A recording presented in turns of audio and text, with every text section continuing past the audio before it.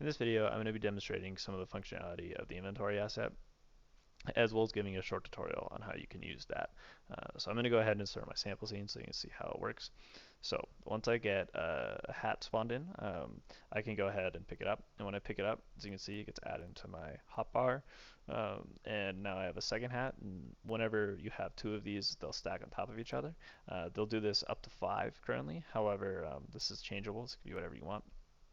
And for whatever item you want. And so I'll just keep grabbing his hats for now. As you can see, whenever I grab a hat, a new hat spawns, and there's different color hats. And there we go. Now we're at the max stack, so we make a new stack. So now I have all 3 of the colors that are available.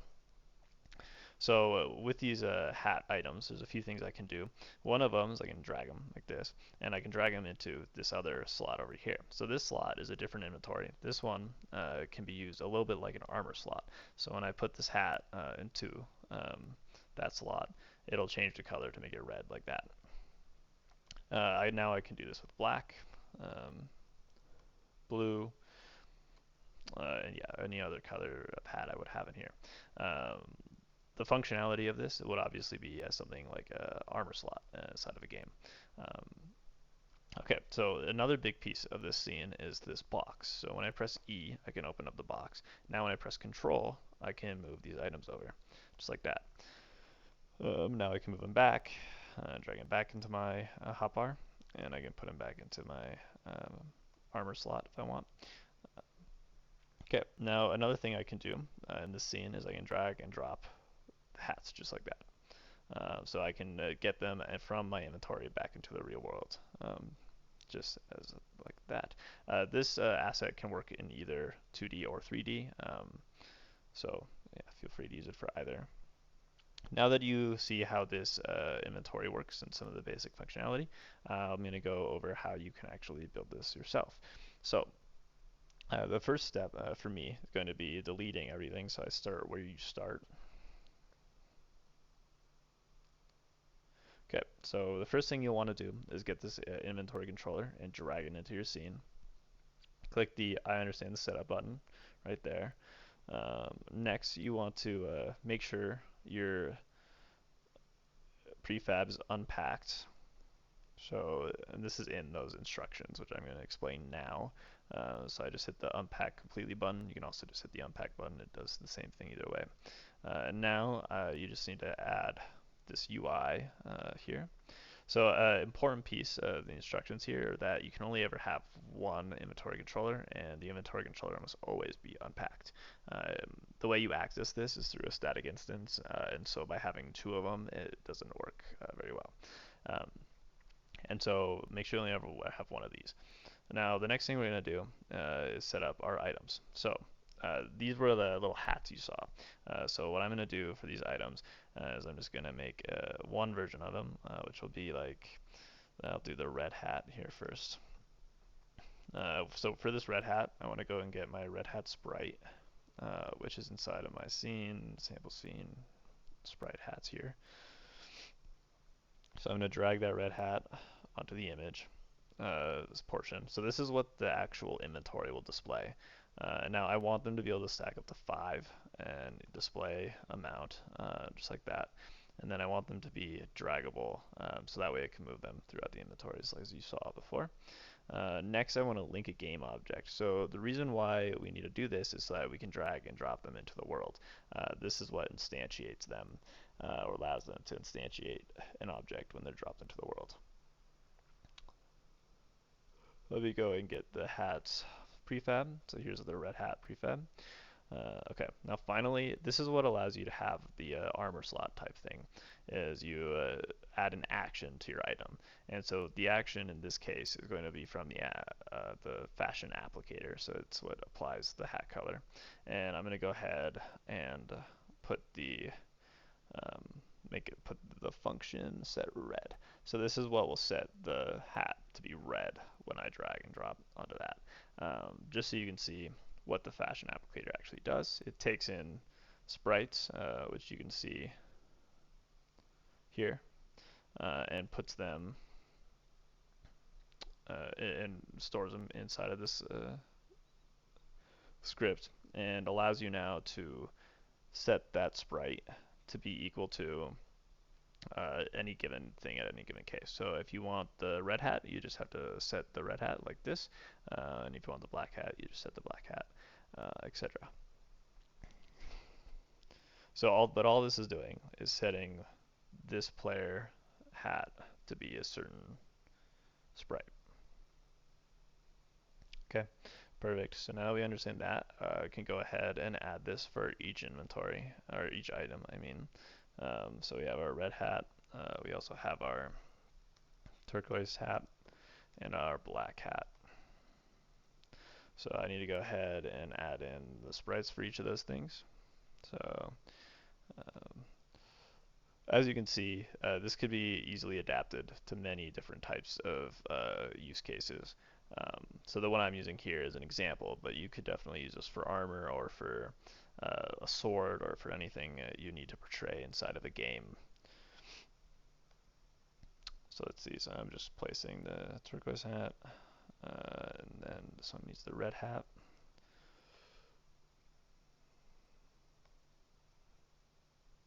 I'm sorry, the black hat. Okay. So now we just need to go into our hats and then apply the prefabs. So the turquoise hat goes here, the black hat goes here, and that's everything. Okay, so now that we have our items set up, I'm going to go ahead and start setting up our actual inventories. So we had three. One of them was a chest, that was a 3x3. And then one of them was a hotbar, so it's a 1x6. Now, once these are instantiated, you'll have the ability to customize a lot more than you do right now. Finally, I'm going to make I'm going to call it the armor slot. This is just a 1x1. So now I can just hit initialize, and it'll spawn in our inventories. So first of all, I just need to apply. So this is a chest. This is what this box is, and I just need to drag and drop our inventory for the chest into here. This will make the chest just spawn on top of the inventory every time. But right now, the chest is not important. I'm sorry, the chest inventory is not important. So I'm going to disable that. And then I'm going to go ahead, grab the hotbar, and move it to be a little more centered. And I'm going to apply the old sprites we had on them. So let's get the sprite here. And let's drag and drop this to there. And then now that made it all green as it was before. I just need to do that with the white for this version. Okay. So now I'm going to align these as best I can. I think it looks okay. And then let's see how I need to orientate them. So just move them down a little bit.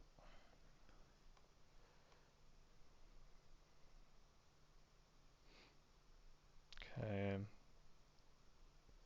That looks pretty decent. So now that we have the basic functionality or UI in, we can probably hit play and hopefully see everything working correctly.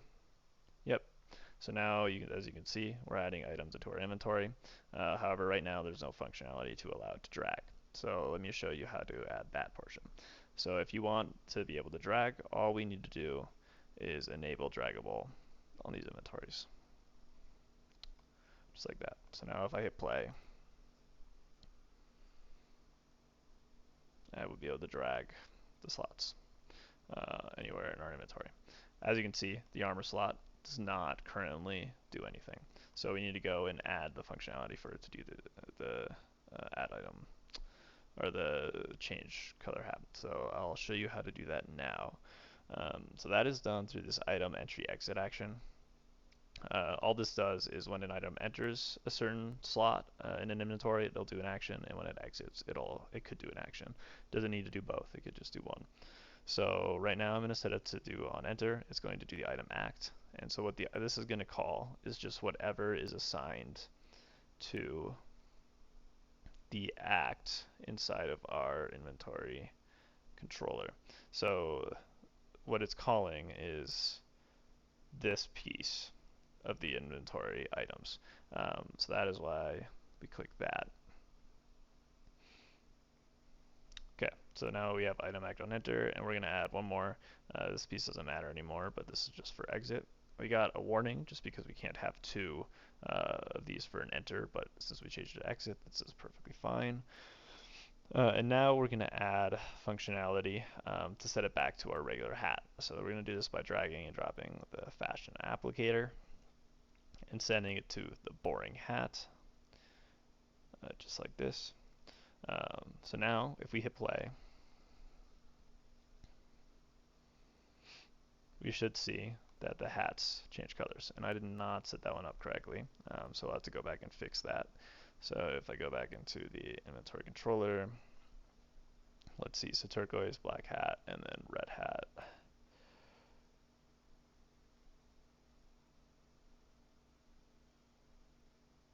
Yeah, so this one needs to be the black hat.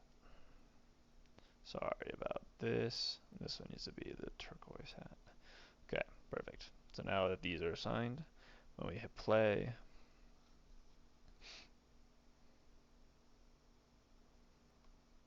there we go. Now it should be setting to the correct color. Now when I add an item on top of another, it'll add to it just like that. Now we've got our red hat, so you can put the red hat on. Perfect. So this is working correctly.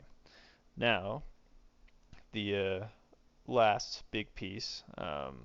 This is already somewhat implemented, but the actual chest, when we walk up to it and open it, this has to be coded a little bit. So the box, it knows when we're a certain distance away. So now we're close enough to open it. So we get a little thing to open it. There we go. Now it's open. We probably can already add items to it. But it won't have draggable enabled yet, so we won't be able to drag the items in it. So we have to go and enable draggable. So let's first go and enable draggable. Then I'm going to show you how the actual press E to open works inside of the chest. So let's go into chest here and make it draggable. Perfect. Now we need to go into this chest, and I can show you. So whenever you have to interact with the code of the inventory, you got to put this using namespace up here, but the chest is included in the namespace. And then you have to use the inventory controller to access things. So this is why we have to hit that check up there, is because of this inventory controller.instance. So this allows us to access the inventory controller really quickly. So the inventory controller has a lot of functions in it that allow you to do different things, like adding items, etc. This inventory function, all it does is add a key to enable or disable a certain inventory. And so this add toggle key lets us enable the chest, and then this remove toggle key makes it so we have to enable the chest. And in this code, I'm just telling it to, when we get too far away, we set it inactive, and when we're close, it'll allow us to open it. And then when we walk away, it won't allow us to open it because the toggle keys are removed. So that is how the chest works. Now, in terms of the add items do a similar thing. So when I hit this item, all it does is destroy itself and add the item into inventory. And so I'm just telling it to add itself into the hotbar whenever there's a collision. And so this is once again using the inventory controller and then the .add item function. Okay, so the last piece of functionality that we need is to add the ability to shift click into the box. That and to be able to drop it into the world.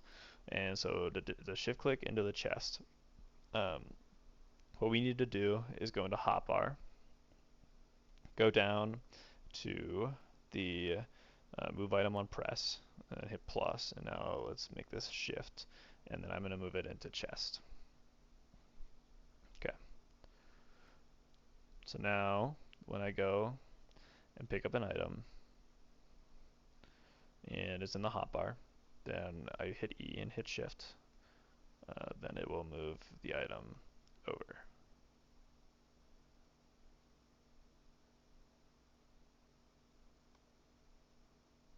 Oh, I put space in instead of shift. That's my bad. So now it'll do shift. But if I change this to shift instead of space, then it'll do the one that we were trying to have it do before. Okay, perfect. So let's double check this is working. There we go. So now it's shift clicking into the chest. All right, now the last piece that we want to do is make functionality to where when we drag and drop, it'll add the item into the real world. Now if I go into the hotbar and then add invoke on miss. So what this does is it just invokes a certain action if you miss the inventory with your item. So by default, it'll just return it. But in this case, I want it to do something different, which is add it to the world. And so first of all, I want to destroy on miss. So once it misses the inventory, it'll just destroy that object or that item after this invoke or this function is played. So I'm going to go ahead and choose a function. So when I miss in the open world, not over a slot, which would be like this, but when I miss in the open world, I'm going to have the function fashion applicator play the drop item function here. Now let's go ahead and test if this works or not. Okay, and there we go. Now we have this able to move in between the two worlds. Okay, well that is everything. I will quickly show you inside of the fashion applicator what the function is actually doing. So the drop item function, all it's doing is taking in an item and then instantiating its related object, which again is just this object inside the inventory controller. It is just instantiating this that is associated to the item. And then it is doing that for the amount of items that it has in total. And so, yes, that is all. I hope that you can see how this can be useful for your game. This is a very flexible system and it can do a lot of the things you would need in a game. This is just a short tutorial to show some of that flexibility and how easy it is to set up and what it can do. So I hope you guys enjoyed and please consider trying the free inventory asset.